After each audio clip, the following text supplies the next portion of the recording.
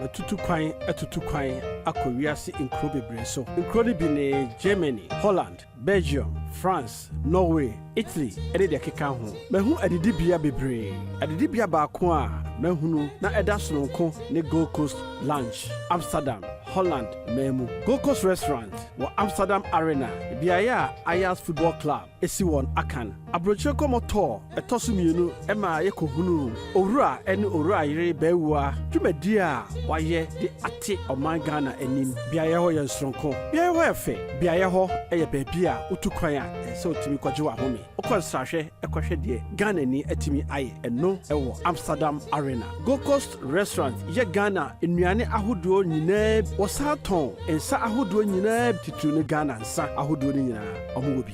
Ɛba nnwom a ɔmo bɔ nnwom ɛma ho sampa adada mu nie ɛdeɛn hip life Ghana nnwom ahodoɔ nyinaa wɔbɔ bi wɔ hɔ na live band deɛ ɛsisi wɔ so koraa wobɛtumi adi asa asɛm asa.